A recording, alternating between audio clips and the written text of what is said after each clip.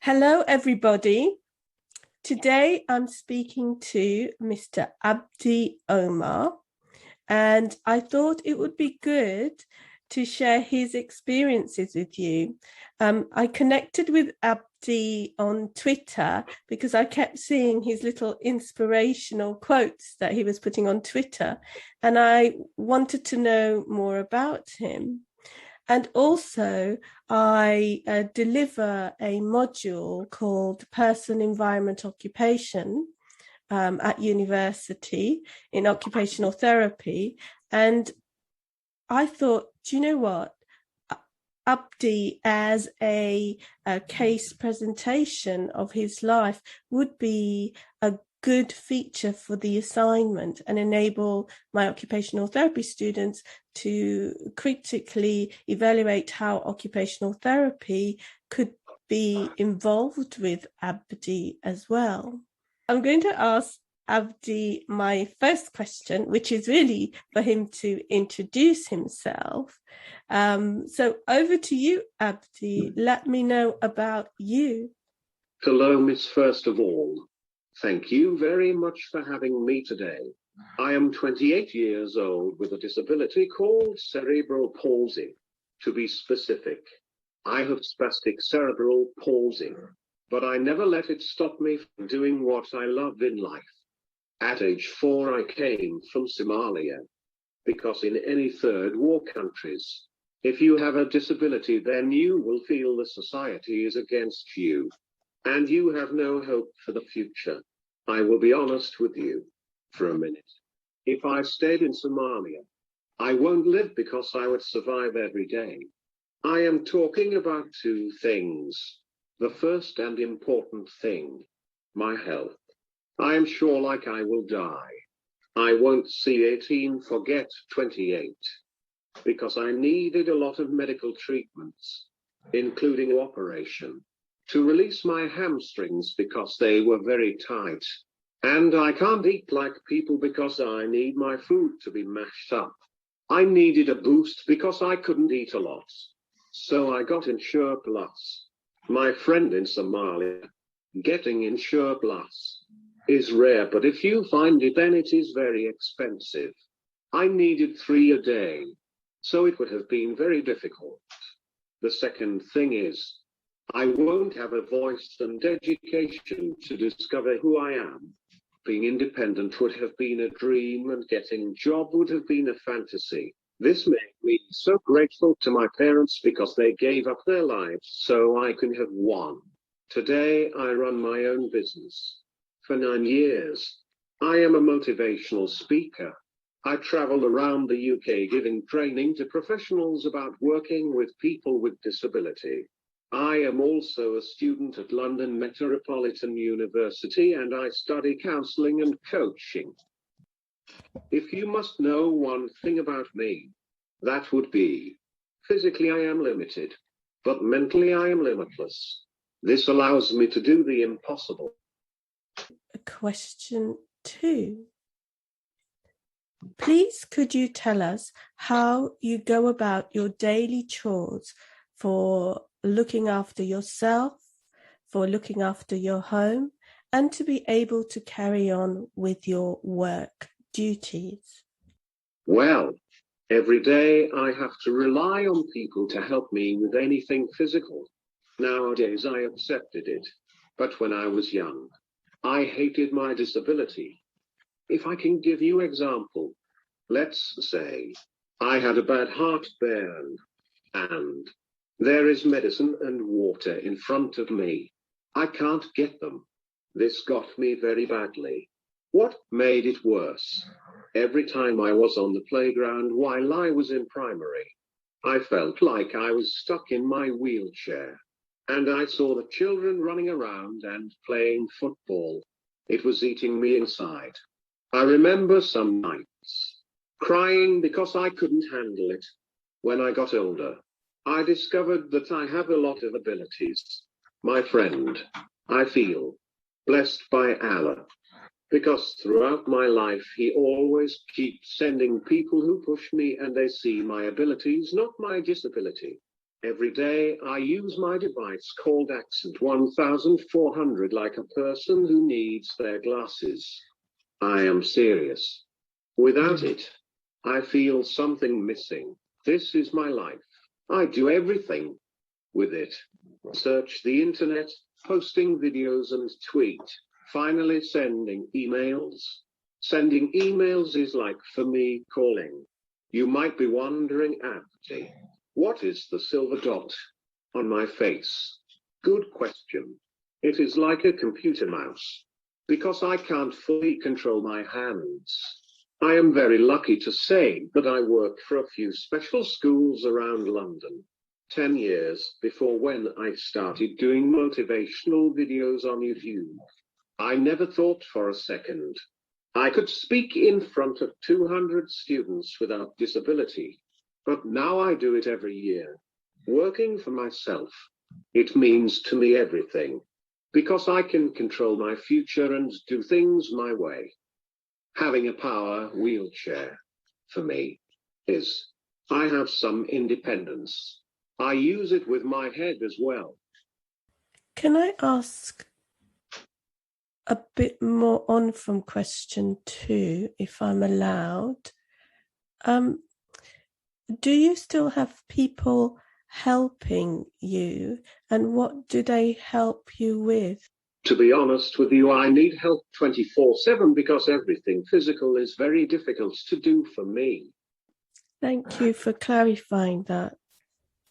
And it feels that the help is actually liberating you, although in your childhood it felt like it was making you different or constraining you. Am I right in thinking that?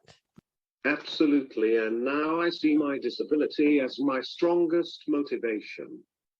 Thank you for that. That, it is a very powerful point, that your own change in thinking about your disability and understanding your strengths is so important, regardless who you are, whether you have a disability or not.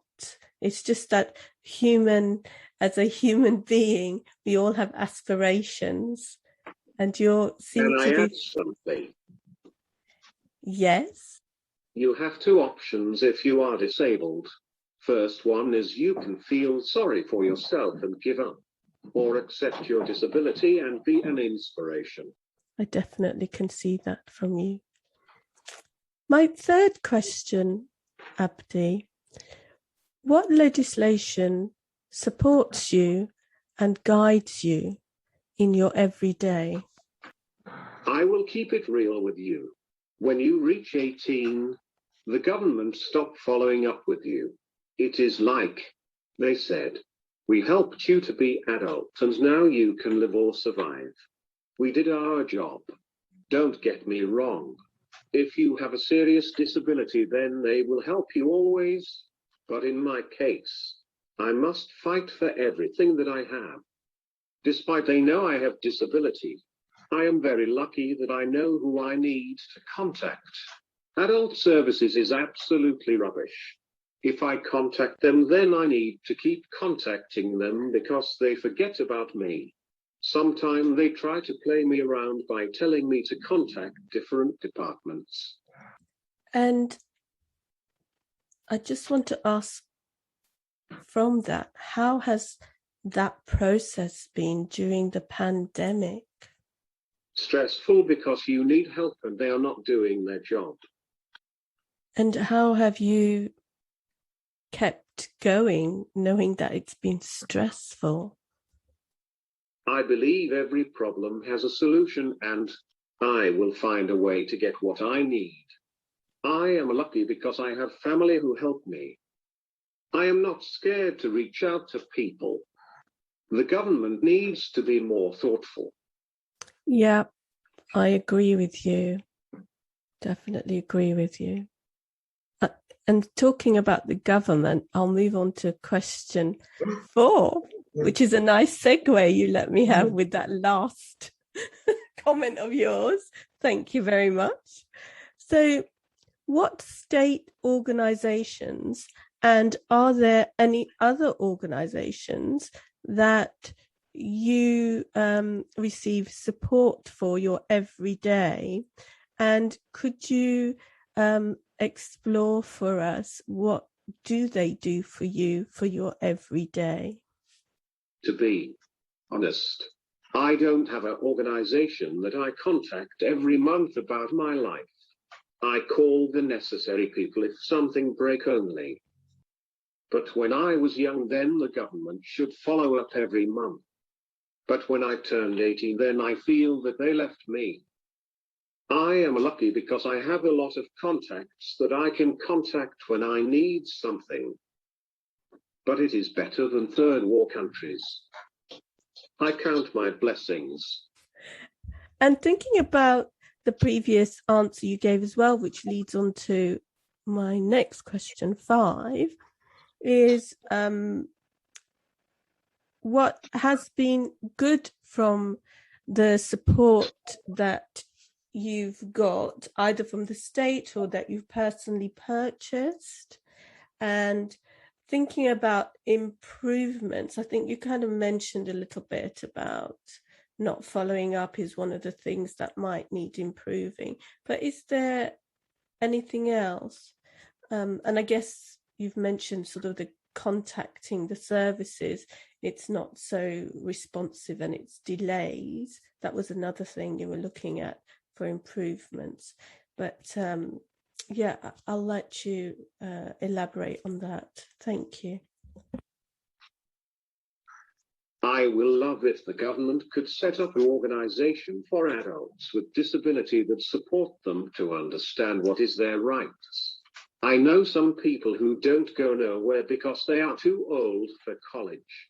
Being in the house every day will feel like a prison. Their family will be very stressful because they don't have a moment for themselves. Like Adult Center will be fantastic because it will change millions of disabled people and their family.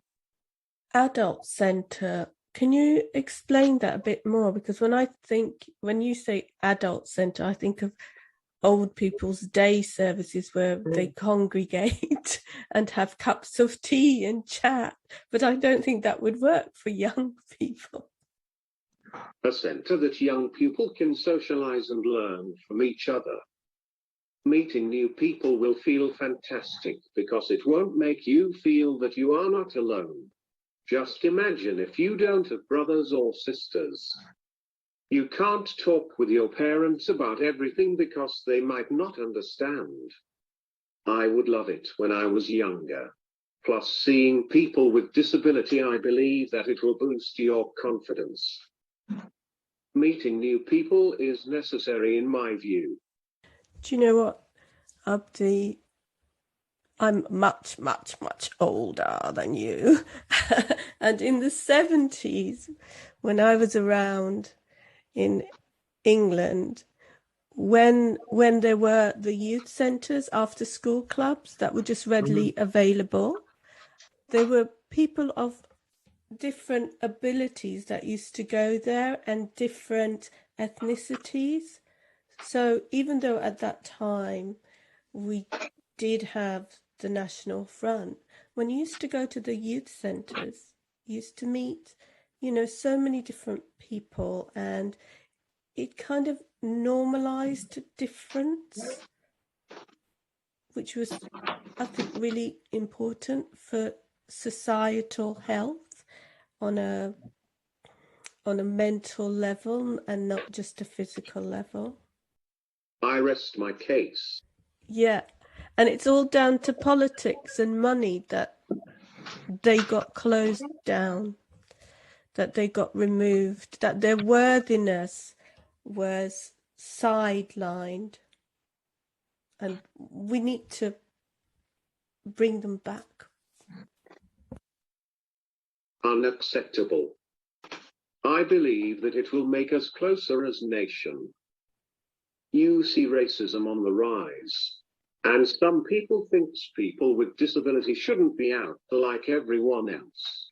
I definitely feel your words on the sort of racism level and ethnicity level, things need a lot of change. And I've noticed that the TV, for instance, I suddenly see more black and brown faces in the, for example, advertisements. Now, why did it take such a tragic event as the many deaths of Black people, and then in 2020, the murder of George Floyd, to actually do something about it? And people of color who have disabilities are less seen in the media, apart from when they're, doing super things like Paralympics. It's not a everyday thing. I'll let you comment. People with disability can do anything that people who is not disabled, but we need help. Being on television should be for everyone, but it isn't. Yeah, it's just taking a long time for that kind of change, and it doesn't need to be at all. It's just willingness. Acceptable. I believe if we have one disabled person on the boardroom in any television channel, then change will change. Yeah. At the table. Yeah, definitely. We need to have diversity at the table. We don't need an invitation. We just need to be there.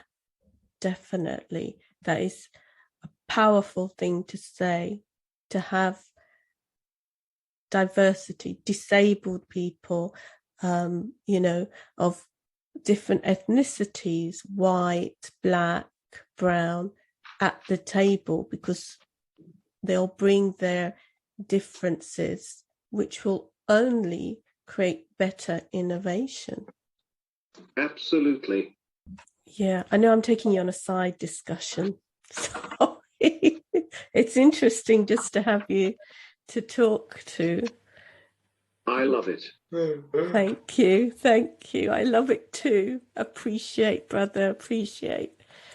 I'm going to move on to question 6, which is to do with occupational therapy, because that's my students that I teach. And my question to you is, have occupational therapists been involved in your life journey? If yes, what was their role? And also, if yes, what are your thoughts about occupational therapists? That may be a loaded question. I love them because they are very creative. Every time I change wheelchair, they help me with positioning my device for fly period. Unfortunate, I didn't get a lot of help from occupational therapists so far. But what I saw then, I would say that they are doing a great job. So they definitely were linked to adjustments of your wheelchair. And that helps with your day-to-day life, your independence, having a usable and effective wheelchair. Positioning my device. I have respect for them. Oh, well, that's good to hear, I guess. You have respect for them in case it went badly. We try. We're not perfect and we need to change. And that's part of my mission as well, to change some of what's been happening in occupational therapy, just as things have to change in health and social care in general as well. And we're part of that, so we need to change as well. You guys are doing well. Well, thank you, sir. Thank you very much for that compliment. I'm going to go on to question 7, which is, how important is it for your cultural aspects being met as part of your everyday living needs from outside agency, from anyone who's supporting you, who's not your family, I guess? It is very important because life is already more difficult because of my disability. Every little help. What cultural aspects do you feel have to be met as a must for your day-to-day living, for your personal and psychological being, for dignity? Treat me like everyone like else. I might be disabled, but I am not stupid. I see people looking at me like, just look him, I feel sorry for him. Never judge a book by its cover. I am not saying that I need special treatment. I'm like everyone but different. My difference should not make me as an outsider. Being disabled is very difficult, but some people make it more difficult by doubting us. You might see one disability, but we have a lot of abilities. That's so well said. A lot of abilities. Now I love people who doubt me because it pushes me to achieve it and see their face. Yes. Can I ask one more question? Is that okay? It's about university. Sure. It's quite a broad question. How are you finding it? And how are they supporting your abilities? London Metropolitan University really helped me to make me comfortable, and the teachers treat me like everyone. Online studying wasn't easy for me because students don't understand that I use device. It took time to make them understand. Now we are cool. That's really good to hear and to share for others who might want to go to university as well. Just telling the truth. Yeah, I can hear that from you. You're good at that. Just say it as it is, Abdi. Just say it as it is. I've finished my questions, Abdi. Have you got any questions for me? Can you tell me more about the occupational therapist, if possible? Yeah, I can do. That's my core business. I'm an educator, and so I haven't been a clinician for a very long time. Since 2002, I came into education. But occupational therapists are about everyday living. So our main purpose is to collaborate with our patients or service users to enable them to get on with their everyday life.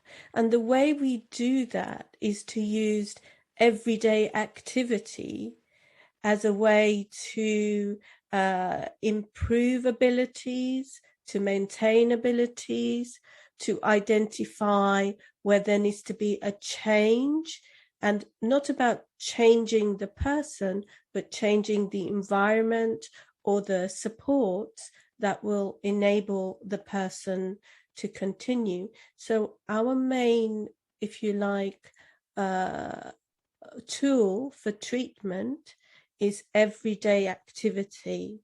And everyday activity is anything from being able to comb your hair, put your clothes on, wash your body, feed yourself, or support to feed yourself, mobility, whether that's with assisted devices or just changing the pace of mobility so you know when to have a break so you don't tire yourself out.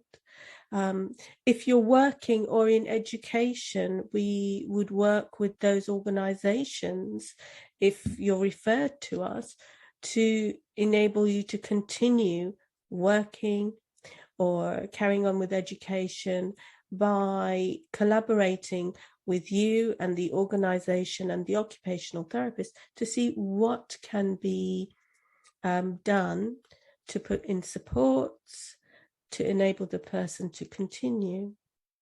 So our treatment tool is activity.